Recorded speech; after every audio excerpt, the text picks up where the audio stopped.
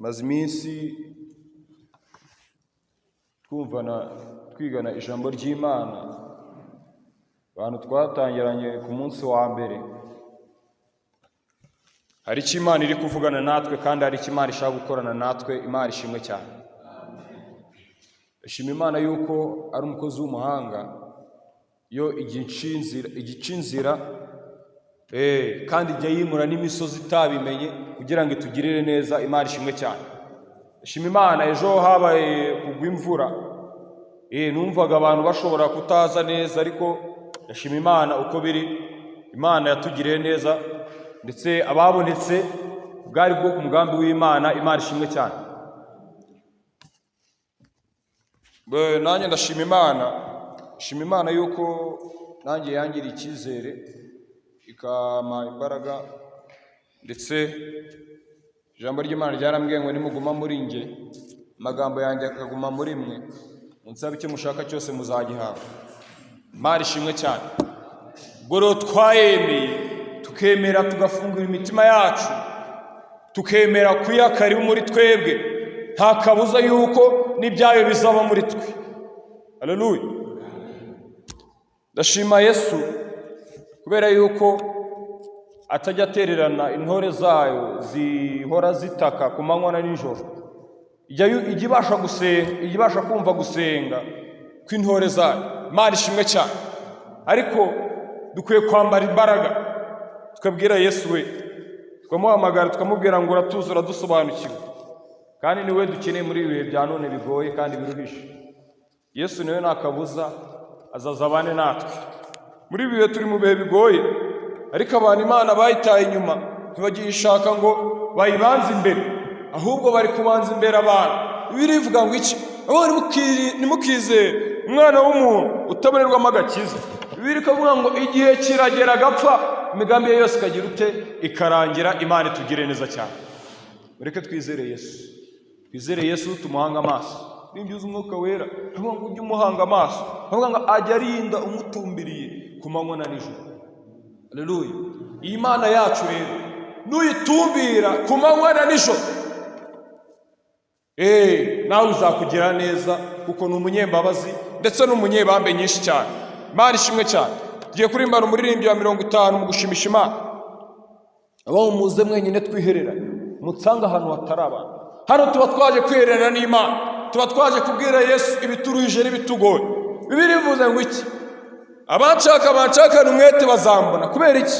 Iyo waje gushaka Imana, kuba wigomwe ibitotsi byawe ukaza hano imbere yayo, bivuze ngo washyizemo imbaraga nyinshi cyane kugira ngo uboneka.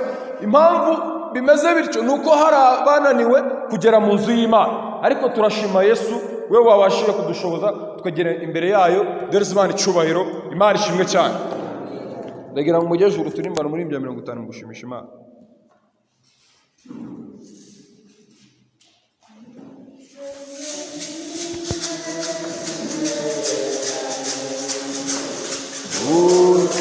Utangahangu hata dori miruho yabarembeze urutaharu dori miruho yabarembeze urutaharu mureke wanari mushake muzagezahe babana jewe na data tubana namwe murenge jewe na data tubana namwe murenge murage ibyo muvuga nibyo mu miruho yanyu, mu miruho yanyu munaniwe bimenywa bimenywa n'inginga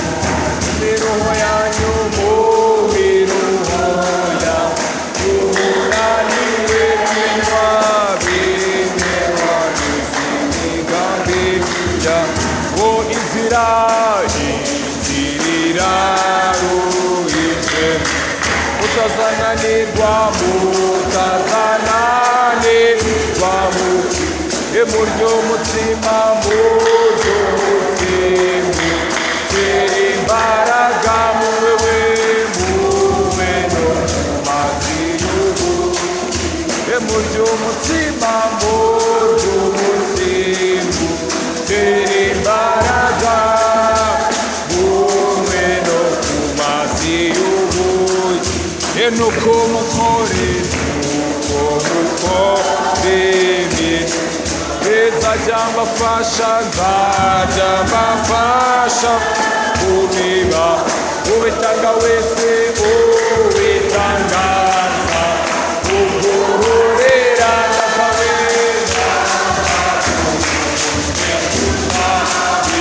ubitanga wese ubitangaza ugororera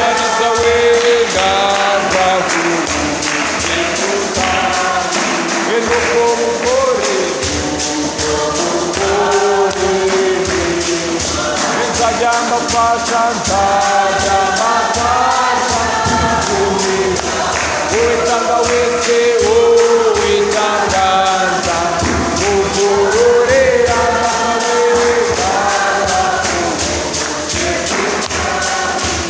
ubitanga wese ubitangaza ugororera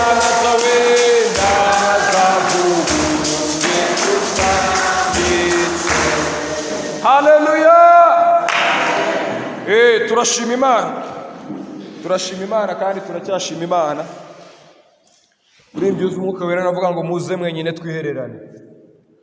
Muze mwenyine twihererane. Buriya hari ahantu Yesu atajya yumvira.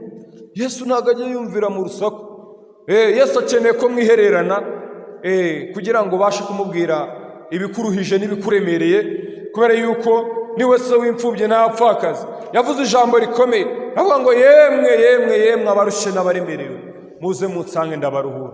Yesu yemeye kuba akaruhura aho umwana w'umuntu atabishobora. Reka nkubwire, umwana w'umuntu yagufasha ariko byagera hirya akakwinubira, ariko reka nkubwire, Yesu wamuhungiyeho uwo ngowe ntajya mwinubira. Imana ishimwe cyane. Umuririmbyi we yaravuze ngo abiringiye abana b'abantu barabahemukira, ariko abakwiringiye Yesu ntibajya bakorwa n'isoni. Imana itugirire neza cyane. Reka twiringire Yesu abara twikomezaho, nawe ntazahwema kutugirira neza. Imana ishimwe cyane. Aravuga ngo mureke ibyifuzwa n'ab'iy'isi, mushake ibyahishwa abanyabwenge. Njyewe na Data tubana namwe, ntimuri mwenyine turi kumwe. Reka nkubwire, ibi by'isi bitwaye abantu kure cyane. Abantu barashaka ubutunzi cyane kuruta uko bashaka Imana, ariko mureke dushaka Imana kuruta uko dushaka iki? Ubutunzi. Yahura kwigisha ngabwira abantu, babwira ngo buriya ubutunzi ntabwo ari umugisha. Hoya, ntabwo ari umugisha. Aho babwira ngo iyo ufite umugisha, wa mugisha wahawe n'Uwiteka, ubasha kubona ubutunzi. Bivuze ngo ubutunzi burimo umugisha buramba kuruta ubutunzi butarimo iki? Umugisha. Imana itugirire neza cyane. Ubutunzi butarimo umugisha bumeze gute? Bujya bunsura nawe bukagusura. Bivuze ngo aba ari ubw'igihe gito, ariko ubutunzi burimo Yesu ni ubw'igihe kirekire. Imana ishimwe cyane. Mureke twifuze gutunga ubutunzi burimo umugisha, ubutunzi burimo Yesu. Mureke ibyifuzwa n'ab'isi, ahubwo mushake ibyahishwa abanyabwenge. Hatubwiye ngo njyewe na Data tubana namwe, ngo kandi ntimuri mwenyine turi kumwe. Reka mbabwire, Yesu turi kumwe nawe. Nkunda kubwira abantu, hari abantu baza gusenga bakeneye kumva ukuntu Imana ivuga, ariko Bibiliya nibwo buhanuzi butavangiye. Imana ishimwe cyane. Buriya dukwiye kubana n'Imana yavuze, tukabana n'Imana itavuze, kugira ngo tubashe gukomera mu gihe cy'ibyago n'amakuba. Hari igihe umuntu agera mu byago n'amakuba agategereza ijwi ry'Imana akaribura, bigatuma acogora. Kandi muri ibi byera avuga ngo ntabwo uzacogozwa n'incamugongo, ahubwo abazibwira nibo bazagwa. Imana itugirire neza cyane. Hari igihe incamugongo ziza, kubera yuko rero wamenyereye ijwi ry'Imana rikubwira ngo mwana wanjye ndi kumwe nawe, icyo gihe nturyumve. Niyo mpamvu dukwiye kubana n'Imana yavuze, tukabana n'Imana itavuze. Icyo gihe bizabasha dukomeza mu gihe cy'amakuba n'ibyago, kubera yuko tugera mu bihe bikomeye, tugera mu bihe by'indwara, tugakomezwa n'ijambo twumvise, aho gukomezwa n'icyo Imana ivuze ako kanya. Tugakomeza n'ijambo twumvise. kuko hari igihe kizagera buri muntu wese agatungwa n'ayo yavomye. Uwaje kwivomerera hari igihe kizagera ugatungwa n'ayo wavomye, ariko Imana idufashe kandi tugirire neza cyane. Imana ishimwe cyane. Gatatu yavuze ngo murajye mumbwira ibyo mwibwira, ibyo muvuga n'ibyo mukora. Mu miruho yanyu munaniwe bimenywa n'uzi imigambi yayo. Mu miruho yacu tunaniwe, ubwo tujya tunanirwa buriya tujye dukora umubiri ukananirwa, ariko mu miruho yacu tunaniwe bizwi n'uzi imigambi yacu. Imana ishimwe cyane. Buriya kugambira kwiza kujya gutera umuntu kunezerwa. Hari igihe umuntu agambira buriya Imana, iyo agambiriye neza ijya yiruka ikaba mu migambi yawe. Iyo umuntu yagambiriye neza kagambirira ikintu cyagirira abandi akamaro, kagambirira ikintu cyagirira umurimo w'Imana akamaro, kagambirira ikintu cyateza umurimo w'Imana imbere, icyo gihe Imana irururuka igaca inzira aho zitari, kubera yuko Imana yacu twamenye ko ari Imana igitembesha imigezi mu kidatungwa. Haleluya. Imana igikora ibiruta cyane ibyo twibwira, ariko Imana ishimwe cyane. Imana itugirire neza cyane. Kitara cya kane yavuze ngo inzira iraruhije mwitange mutazananirwa mukigenda. Iyi nzira iraruhije, inzira iraruhije, mpamvu dukwiye kuba maso. Inzira iraruhije cyane, kandi mutazananirwa mukigenda. Avuga ngo murye umutsima utera imbaraga, munywe no ku mazi y'ubugingo. Uyu ni wo mutsima utera imbaraga. Twe kurya ijambo ry'Imana bikaba umutsima utera imbaraga. Reka mbabwire, dukunda gusoma ijambo ry'Imana, niho ubutunzi ukeneye buri, niho byinshi wifuza biri. Ijambo ry'Imana ribitse byinshi. Uyu ni wo mutsima utera imbaraga, kandi aya ni nayo mazi y'ubugingo. Uriryaho ntazagira inzara ukundi, ndetse n'urinywaho ntazagira inyota ukundi. Imana ishimwe cyane. Ngo Yesu igihe kimwe ari kumwe n'abigishwa be, ngo bari kugenda, ngo bageze mu mudugudu witwa Sukari, ngo abigishwa bajya kuzana ibyo kurya, ngo Yesu yicara ku iriba rya Yakobo, ngo nuko haza umusamariyakazi. Asanga Yesu ku iriba. Buriya hari ahantu Yesu yadusanze, tukemezwa n'ijambo. Buriya abantu benshi twajya duhamagarwa kubw'ijambo twumvishe cyangwa kubw'ubuhamwa twumvishe, bikadukurura kwegera ineza y'Imana. Imana ishimwe cyane. Yesu yari umuyuda, umugore yari umusamariyakazi, kandi ubwo bwoko bubiri bwari ubwoko bunenana. Imana itugirire neza cyane. Yesu ngamusaba amazi, umusamariyakazi ngo arayamwima, aramubwira ngo iyaba wari uzi impano y'Imana, iyaba wari uzi impano y'Imana ubumenyi ugusabye amazi. Imana itugirire neza cyane. Mureke tumenye uri kudushaka. Satani aradushaka, ariko n'Imana iradushaka. Ariko mureke tumenye udushaka kandi uzatugororera. Muri ibyo yaravuze ngo iyi si y'imibabaro turimo turayisiga. Iyi si y'imibabaro turimo turayisiga. Imana ishimwe cyane. Menya ko iyi si y'imibabaro turimo turayisiga. Dukwiye gukorera isi nk'abantu bazayivamo, tugakorera ijuru nk'abantu bazaritaha. Imana itugire neza cyane. Aramubwira ngo umuhaye amazi nawe akaguha amazi y'ubugingo, ntuga ngaho ntiwazongera kugira inyota ukundi. Ngo yabanje kwemera yuko uwo bahuye ari Mesiya, ngo ariko agenda amuhereza ibimenyetso bifatika. Amubwira ibyo byose. Ahantu Yesu yageze buriya ajya abasha kukurondora, hanyuma nawe ukamenya ko ari we wahageze. Yari yanze kubyemera neza, ariko amaze kumuha ibimenyetso, yizera ko ari kumwe n'Umwami ushobora byose. Imana itugire neza cyane. Mureke tumenye aho tugendana nawe, tumenye ibyo akunda n'ibyo yanga, bityo tuzabasha kugendana nawe kandi tugendane nawe twishimiye. Imana ishimwe cyane. Igitero cya nyuma kiravuga ngo nuko mukora imirimo yanyu nzajya mbafasha mu mibabaro, uwitanga nzamugororera, ndaza vuba umuseke utambitse. Imana ishimwe cyane. Hano umuririmbyi yaravuze ngo uwitanga wese nzamugororera. Hari ingororano kubitanga kubw'uyu murimo. Kuba ubyuka igicuku ukazana imbere y'Imana si iby'ubusa, hoya. Muri ibyo yaririmbye aravuga ngo imirimo y'abera izibuka, ndetse imbere y'Imana izibuka. Iyo mirimo ntabwo izibuka imbere y'abana b'abantu, hoya. Wakorera neza umwana w'umuntu ukamugirira neza, ejo akabyibagirwa. ariko nukora neza imbere y'Imana ntabwo izigera ibyibagira. Hari igitabo cy'imirimo, hari igitabo cy'imirimo nk'igihe kimwe Moridekayi ari ku irembo ry'ibwami, Bibiliya ivuga ngo iki? Esiteri ibice 6 hatubwira uburyo ki umwami yabuze amahoro iryo joro, ngo bakamuzanira igitabo cy'ubucurabwe, ngo yarangiza bakakimusomera, ngo bakagera kuri Moridekayi. Reka mubwire, hari amazina Imana igiye gusimbuka kugira ngo ikugereho. Haleluya. Uyu munsi nawe uyu munsi ibyawe byajya hanze, Imana ikabisobanura mu izina ryayo. Hari ibintu by'abantu bidasobanutse, hari ibintu by'abantu bidasobanutse, ariko hari icyatumye Moridekayi Imana imwibuka. Yagize icyo bita kwihangana, ararindira. Kandi gutegereza buriya, gutegereza ndetse no kwihangana buriya bitera kunesha. Imana tugeneza cyane, yarihanganye. Ese wowe urebye aho uhagaze n'ibyo unyuramo, ugira kwihangana kungana iki? Dukwiye kwihangana kugira ngo tuzabashe kugera ku cyo Imana yavuganye natwe. Muri iki gihe bararambiwe, agakiza bagashyize hasi. Agakiza bagashyize hasi, ntibagishaka kumva icyo Imana ibashakaho, ahubwo barashaka kumva icyo bashaka kumva.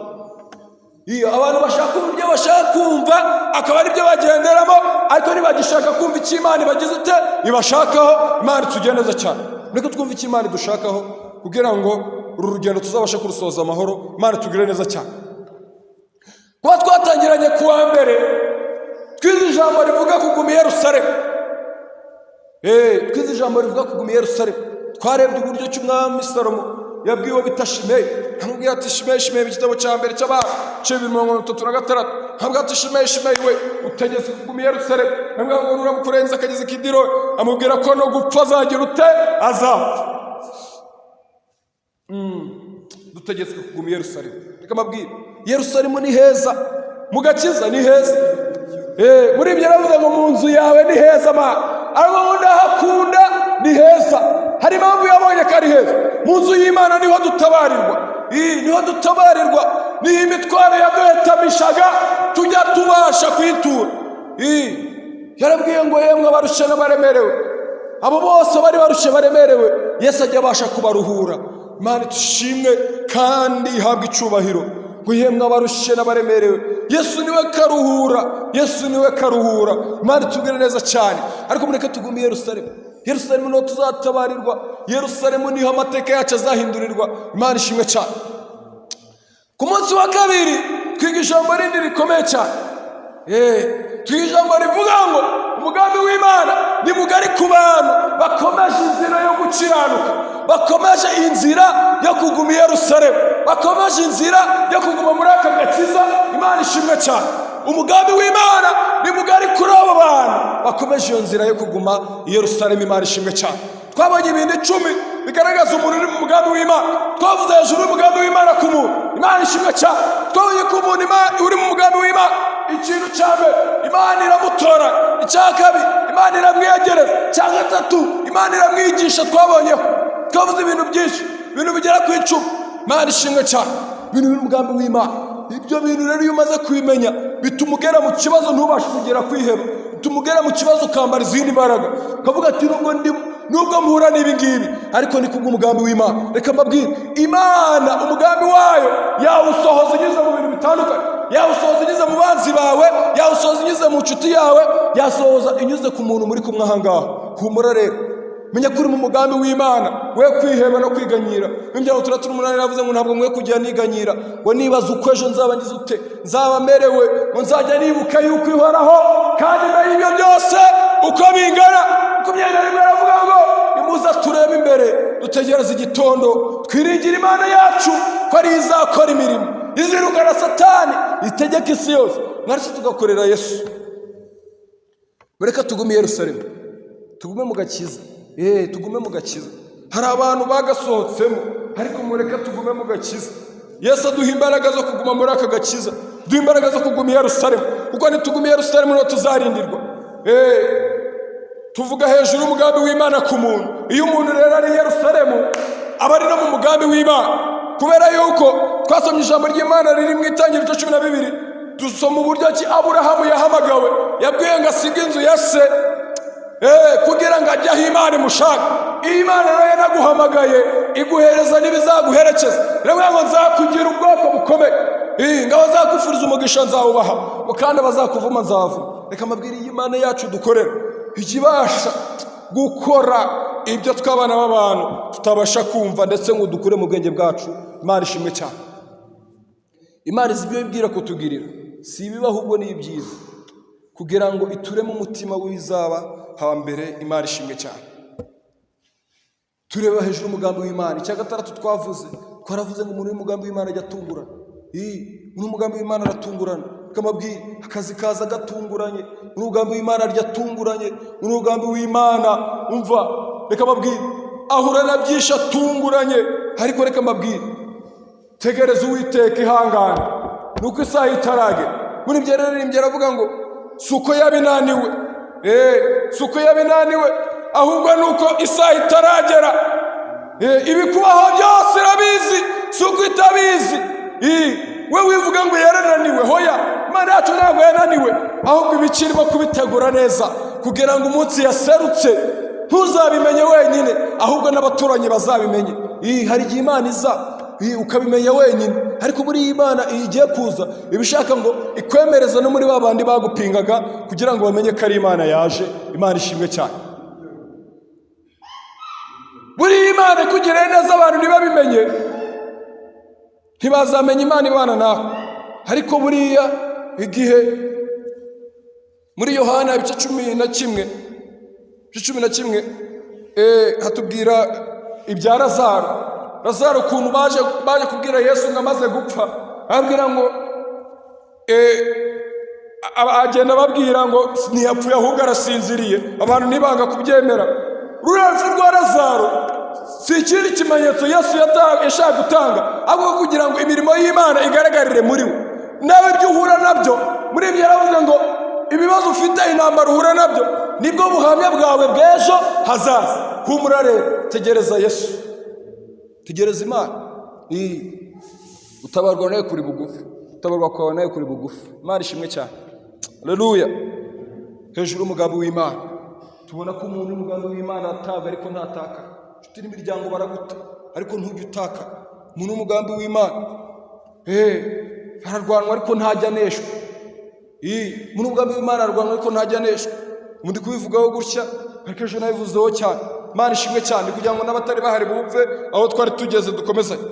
Iyo umuntu ari mu mugambi w'Imana hagira ubundi amasezerano menshi. Imana ishimwe cyane. Kandi ikintu cya nyuma twabonye, umuntu w'umugambi w'Imana hazwa uburame.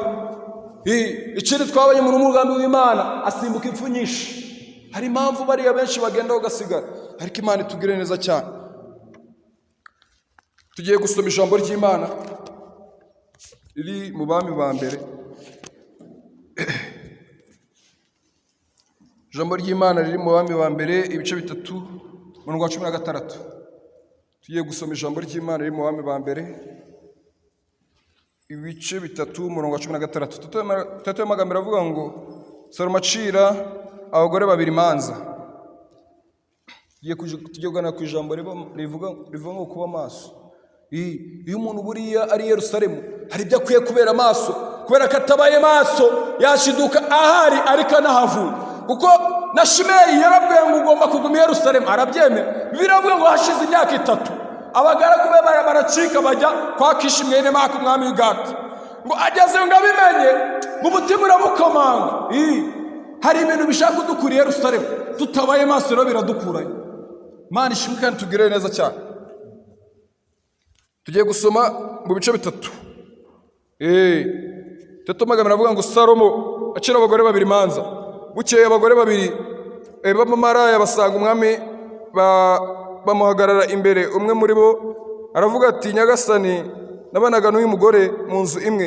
Bukeye turi kumwe mu nzu mbyara umwana, maze iminsi 3 mbyaye. Uyu mugore nawe abyara turi kumwe, nta mushyitsi wari kumwe natwe muri iyo nzu keretse twebwe ubwacu. Ariko nijoro umwana w'uyu mugore arapfa, azize yuko yamuryamiye. Icyo gicuku arabyuka ankura umwana mu gituza, ubwo umuja wawe nari nsinziriye, amuryamisha mu gituza cye. Wa wundi wapfuye amuryamisha mu gituza cyanjye. mbyutse mu museke konsa umwana nsanga yapfuye, ariko mu gitondo nkitegereje mbona ko atari uwanjye, ko atari umwana wanjye nibyariye. Undi mugore aravuga ati oya, umuzima niwe wanjye, uwapfuye niwe wawe.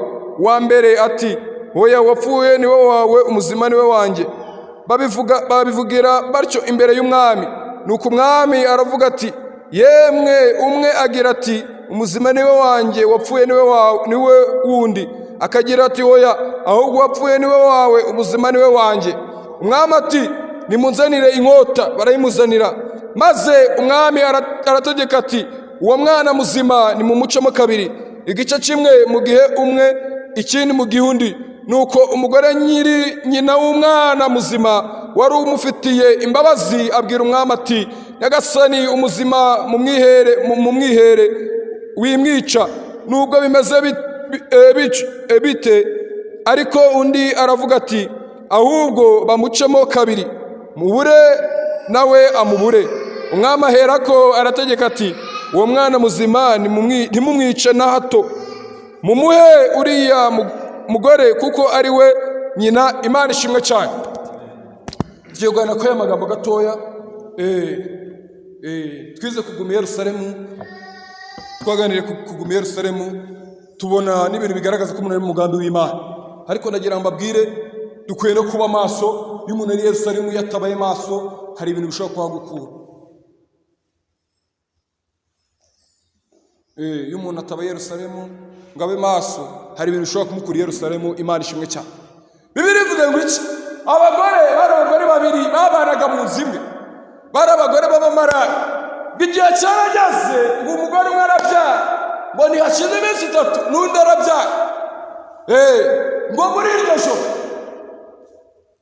iryo joro ngo umwe aryama nabi. Buriya kubera yararyamye nabi byatewe n'ibyo yari yiriwemo. Byatewe n'ibyo buriya yari yiriwemo, kubera yuko hari igihe umuntu aryama nabi bitewe n'impamvu runaka cyane uburyo yiriwe cyane byahuye nabyo. Ngo uwo mugore rero nawe ngaryama nabi nijoro. Mu kuryama nabi kwe aryamiye umwana arapfa. Ngo umwana amare gupfa yumva ntiyabyihererana, ajya kureba umuturanyi we babana mu nzu kugira ngo amubwire ibyamubayeho. Agezeyo ngo ateze ugutwi yumva arasinziriye, ngo yumva umwana, yumva arahumeka. Aravuga ngo reka ntware uyu muzima musigire uwapfuye. Reka ntware umuzima musigire uwapfuye. Reka mbabwire, uwo bajyanye n'iki? Ni umwana. N'uwasigaye nawe n'iki? Ni umwana. Bwira mugenzi wawe muri kumwe ngo bamaso bataguhindura. Dukwiye kuba maso kugira ngo bataduhindure.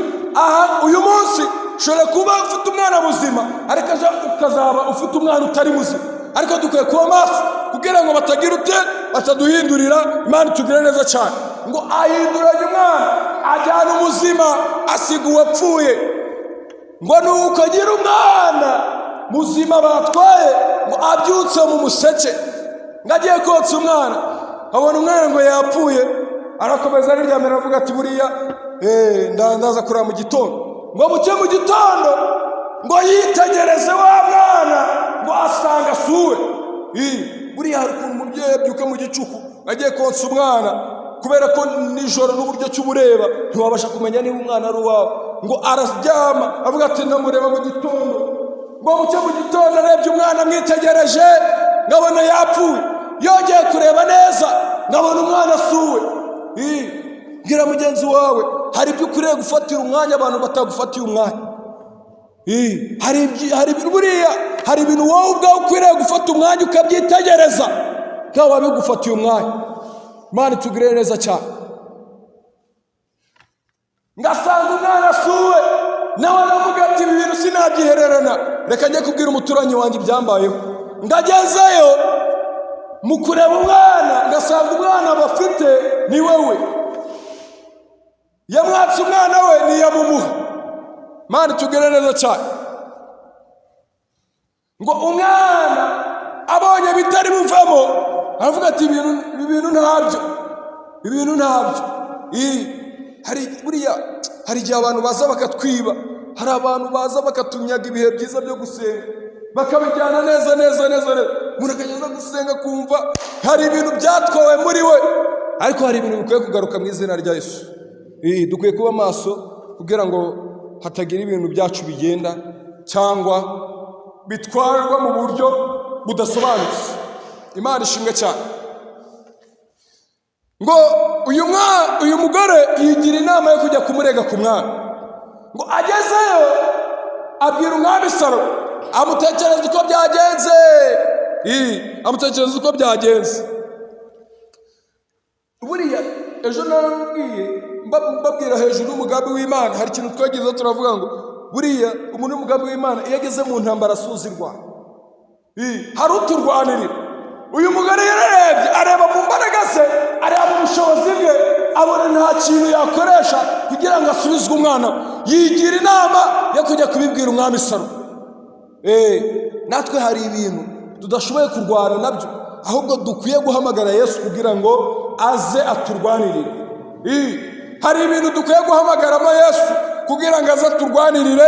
Imana ishimwe cyane. Ngo nuko igihe kiragera, wa mugore amutekereza uko ibintu byagenze. Umwe baravuga ati bahamagaze Nuri, baramuhamagaza. Umwe akavuga ati nawe aramubwira ngo umwana nuwe. Umwe yavuga ko undi ari uwe, n'undi akavuga ati nanjye ni uwanjye. Salomo arabireba, aravuga ati se kumwe avuga ngo umwe avuga ati ngo ni uwanjye, undi nawe akavuga ati ni uwanjye. Ariko hejuru hatubwira uburyo ki Salomo yari aryamye, hanyuma ijwi ry'Uwiteka rikaza rikamubwira ati urashaka iki? Salomo akareba ubutunzi bwose akabona arabufite, areba ibintu byose akabona arabifite, ariko yisabira ikintu kimwe, bita ubwenge. Dukwiye kuguma i Yerusalemu ariko tukahaguma dufite ubwenge. Kuko iyo ufite ubwenge ubasha gukemura cyangwa ugahangana n'ibyo uhuye nabyo. Imana ishimwe cyane. Ijambo ry'Imana, Yesu ari kumwe n'abigishwa be mu butumwa bwiza bwanditswe na Yohana ibice 15, yarabwiye ngo nijya muzabibu w'ukuri, namwe muri amashami. Agaga ishami ryose riteye imbuto riratemwa rikajugunywa, ariko iryera imbuto aryanganyaho amahage. Reka mbabwire, ijambo ry'Imana rirakomeza rikavuga ngo mumaze kwezwa n'ijambo nababwiye. Mumaze kwezwa n'ijambo nababwiye, nimugume muri njye namwe ngume muri mwe. Haleluya. Mumaze kwezwa n'ijambo nababwiye, nimugume muri njye namwe ngume muri mwe. Ageze ku murongo wa 7 avuga ijambo rikomeye cyane. Habwira ngo nimuguma muri njye, amagambo yanjye akaguma muri mwe, mutsabe icyo mushaka cyose muzagihabwa. Imana ishimwe cyane. Haleluya. Kumvisha ijambo ry'Imana. Tuvuga ijambo ry'Imana ku munsi wa mbere twabonye ijambo riri muri Yohana ibice 10, muri Luka ibice 10 murongo wa 17, ritubwira uburyo ki Yesu yaduhaye ububasha bwo gukanagira inzoka na skorpiyo ndetse no kwirukana abadayimoni mu izina rye. Ariko avuga ijambo rikomeye cyane, havuga ngo nimwishimire ko abadayimoni babumvira, ahubwo mwishimire ko amazina yanyu yanditswe mu ijuru. Imana ishimwe cyane. Twe kwishimira ko abadayimoni batwumvira, twe kwishimira yuko dukora ibitangaza mu izina rya Yesu bigakunda. Hoya, kuko Sergeant Robert yari nyinyi bikomeye ngo bamwe bazikubita imbere ye, babwira Imana ngo mwami ntitwaririmbaga mu izina ryawe, ntitwahanuraga mu izina ryawe. Ibi byose bijya bigakunda mu izina rya Yesu. Ariko azabwira ati nimumve imbere mwankozi z'ibimwe sinigeze kubamenya. Mureke twishimira yuko dukora ibitangaza byinshi cyane, ahubwo twishimire ko amazina yacu yanditswe mu gitabo cy'ubugingo. We kwishimira kuririmba neza, ubwiriza neza, cyangwa utura menshi, weya ibisi byo bizajyana abantu mu ijuru. Kandi ikizatuma ugerayo si ibyo wakoze, hoya ibyo wakoze ntabwo ari byo bizakugezayo, ahubwo ibyo ugiye gukoraho imbere ibyo bizakugezayo. Bibiliya ivuga ngo iki? Imirimo ya nyuma niyo izahesha iya mbere agaciro. Ushobora kuba warakoze neza ariko ugasoza nabi ukabura ijuru. Ushobora kuba waratangiye neza ariko ugasoza nabi. Reka mbabwire, aho imbere niho hazagaragaza umukiranutsi ninde, ese wakoreye Imana by'ukuri ninde. Reka mbabwire, umunyarwanda yaciye umugani aravuga ngo bisa bidasa. Undi aramusubiza ati ni ikibingo n'igisheke. umwe aravuga ati ni ikibingo n'igisheke. Buriya iyo ubirebeye kure uba ubona bisa, ariko iyo ubyegereye niwe utandukanya ikibingo ugatandukanya n'igisheke. Niko rero no mu nzu y'Imana bimeze. Iyo urebeye abakristu mu nzu y'Imana ukabarebera kure cyangwa nk'uko twegeranye, ubona ko bose ari abakristu, ariko iyo utema ibuye umenya umukristu uwo ari we n'utari umukristu uwo ari we. Abakristu barasa, barasa, abakristu barasa, ariko Imana itugire neza cyane. Imana itugire neza cyane. Imana itugire neza cyane. Haleluya, haleluya, oh haleluya. Imana itugire neza cyane, kandi duhizine imbaraga zo gukomera mu bihe bigoye. Ngo igihe kiragera, Salomo aravuga ati bazana umwana. Bazana umwana, aravuga ati tugiye kumucamo kabiri, umwe atwara umwe igice kimwe, undi atwara igice kimwe. Ngo nyina w'umwana, hari amagambo nakuze cyane, ngo nyina w'umwana abirebe, haravuga ati nshingiye ku gise cyandi, nshingiye ku gise cyandi, nshingiye uburyo cy'uyu mwana namutwaranye amezi yose ariyo yose. Haravuga ati mwami, njyewe ni ibitotsi nazize, ni ibitotsi nazize. Haravuga ati ntumwice, ahubwo ngo mumwihere. Undi abibyumvisha aravuga ati hoya, ahubwo bamwice umubure nanjye mubure. Umva ko abantu batekera, reka mubwire, hari abantu batakwifuriza ibyiza, bifuza yuko nawe wamera nkabo. Hoya, Imana itugire neza cyane. Havuga ngo umubure nanjye mubure. Yesu nako umwami Salomo abyumvishe, mbwira mugenzi wawe ngo nutagira ibyo ushingiraho uzabivamo vuba. Mumfashe gukora ivugabutumwa, nutagira ibyo ushingiraho uzabivamo vuba. Uyu mugore yaravuze ati nshingiye uburyo akigise cyandiye. Impuhwe zirazamuka cyane, ariko umwami ngo abyitegereze, aravuga ati nshingiye ku magambo y'uyu mugore. Uyu mwana ntibamwice, ahubwo bamumwihere amujyane. Reka mbabwire, Imana igira ibyo ishingiraho kugira ngo ize dutabare. Imana igira ibyo ishingiraho kugira ngo ikurengere. Imana ishimwe cyane. Reka mbabwire, Imana itagize ibintu ishingiraho waba ufite ibibazo bikomeye cyane. Imana igira ibintu ishingiraho. Imana ishingire ku kuntu uzinduka aha ngaho uza mu nzu y'Imana. Imana ishingire ku muhate ugira ukazinduka ijoro uza aha ngaho. Reka mbabwire, Imana igira ibintu ishingiraho kugira ngo igire ibyacu ikemura. Imana igira ibintu ishingiraho kugira ngo igire ibintu byacu igarura Nebukadinezari yanyaze. Hari ibintu byanyazwe, ariko Imana ibigarure mu izina rya Yesu. Tugiye gusenga, ariko dukwiye kuba maso. Dukwiye kuba maso. Uyu mugore yagize uburangazi bukomeye cyane. Buriya reka mbabwire, hari intwaro ikomeye cyane muri uru rugendo, ni intwaro bita guca bugufi. Umugore yarabibonye, haravuga ati nshingiye, icyo nge nazize ni ibitotsi, naryamye birangira umwana wanjye bamutwaye. Yari yazize ibitotsi. Ariko mureke tugire ibyo dushingiraho kugira ngo tugume muri uyu murimo. Ukwiye kuguma muri uyu, wahura n'ikibazo bavuga ngo nshingiye uburyo Imana yabaye nanjye hashize, ibiri imbere si byo bikomeye, ahubwo ibyari bikomeye ni ibyabanje. Nubwo ibi bimeze bitya, ariko hariho iherezo. Imana ishimwe cyane. Nagira ngo mujye juru dusenge Imana. Mujye juru dusenge Imana. Ariko dukwiye kugira ibintu dushingiraho kugira ngo tutava i Yerusalemu. Dukwiye kugira ibintu dushingiraho kugira ngo tutava i Yerusalemu. Ushobora gushingira ku cyo Imana yavuganye nawe, ushobora gushingira ku isezerano Imana yaguhaye, ariko ukwiye kugira ibintu ushingiraho kugira ngo ugume mu byizere. Kandi twabonye yuko Data niwe muzabibu w'ukuri, natwe tukaba amashami. Tubwirwa yuko ishami ryose ritera imbuto riratemwa rikajugunywa, ariko ngo iryera imbuto Data ryanganyaho amahage. Imana ishimwe cyane. Tugiye gusaba umubyeyi wacu aze adusabire Imana kuba maso ndetse no kugira ubwenge muri iki gihe cya none. Abantu ubwenge barabutaye, ariko mureke dukore ibyo Imana ishaka aho gukora ibyo twe dushaka. Kubera ko yuko ubwenge bwacu bujya bugira garanti, ariko ubwenge bw'Imana ni bugari. Mureke dusaba ubwenge. Ubu bwenge Salomo yasabye n'ubwenge bukomeye cyane, kuko bwamufashije no gukemura imanza zitari kubasha, kuko Salomo akimara gukemura urwo rubanza ngo abantu barabirebye batangazwa n'uburyo ki abikoze. Rero nawe nutuguba ubwenge bw'Imana, abantu bazajya bakureba bakubona uri umuntu utangaje kandi uri umuntu ufitemo mbese umumana muri we. Imana iturengere kandi tugire neza cyane, tugire ibintu dushingiraho kugira ngo tugire ibyo tubasha gukura inyuma yacu. Hari ibintu byaheze inyuma yacu, ariko dukwiye kubyirukana kugira ngo tubashe kugera kugira ngo tubashe kugera aho dusingira. Kubera yuko binyibutsa umugabo bita Habakuki. Yaravuze nzahagara ku munara wanjye maze ndindira. Yaravuze ngo nzahagara ku munara wanjye ndindira. Natwe dukwiye guhagarara ku munara w'Uwiteka tukarindira.